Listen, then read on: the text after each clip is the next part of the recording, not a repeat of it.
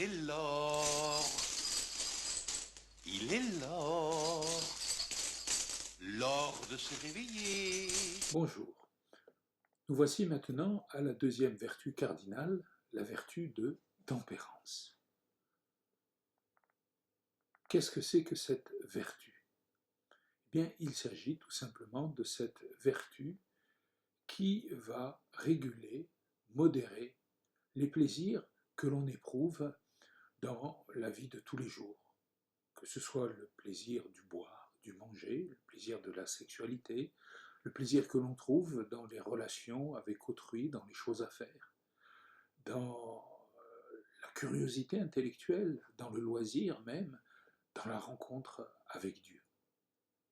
Bien sûr, la tempérance ne va pas supprimer ou interdire toute affectivité et désir, mais elle va les canaliser pour que, au lieu de nous détourner du bien, et donc de Dieu, au contraire, nous y acheminent à travers les difficultés de ce temps, à travers ce désert que peut parfois prendre notre monde comme apparence. Vous vous rappelez le vitrail représentant la vertu de la tempérance.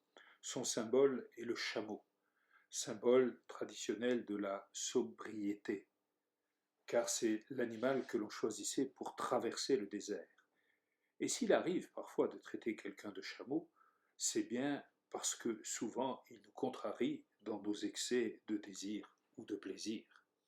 Face à nos différentes inclinations, au bien, au bon, au vrai, la vertu de tempérance va se manifester sous forme de vertus annexes, complémentaires, des petites vertus qui auront de grands effets.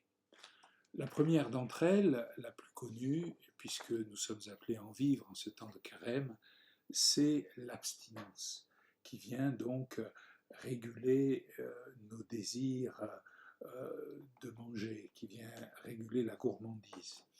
Elle est suivie par la sobriété, qui concerne la boisson, et qui va donc à l'encontre de son défaut, qui est l'ivresse.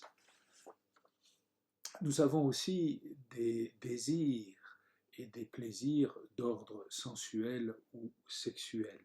C'est la vertu de chasteté et de pudeur qui viendront réguler ces appétits.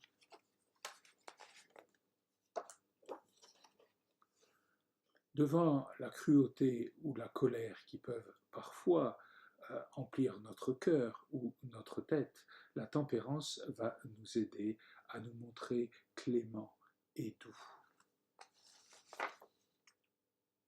Mais nous savons aussi que nous sommes inclinés vers le bien, vers la connaissance, vers le vrai. C'est la vertu de studiosité qui va nous permettre de rechercher le savoir, la connaissance, comme une source de grandeur et d'épanouissement, et non pas comme un instrument d'asservissement. Il y a aussi cette vertu de l'honneur qui consiste à reconnaître chez l'autre sa part d'excellence. Eh bien, cette vertu vient de la tempérance, car c'est une vertu qui nous détourne de nous-mêmes pour reconnaître chez l'autre tout son bien. Enfin, nous ne saurons être seulement des hommes ou des femmes de l'effort. Il nous faut aussi nous détendre, il nous faut aussi nous reposer. Eh bien, pour éviter d'être dans l'excès du loisir pour le loisir ou de la déification du sport, c'est la vertu de Trapelli, issue de la vertu cardinale de la tempérance, qui nous aidera à trouver au sport, au loisir, à la détente, sa juste place dans notre vie. Ainsi se termine ce bref exposé sur la vertu cardinale de tempérance. Je pense que c'est une vertu en ces temps de confinement que nous avons à pratiquer. Et nous devons demander à Dieu la grâce de cette béatitude, entre autres de la douceur, pour que nous puissions répondre à ces désirs de consommation, ces désirs de loisirs, de savoir, de sociabilité qui nous animent et qui peuvent être contrariés par le fait que nous sommes confinés chez nous. Je vous souhaite une bonne continuation et un bon courage.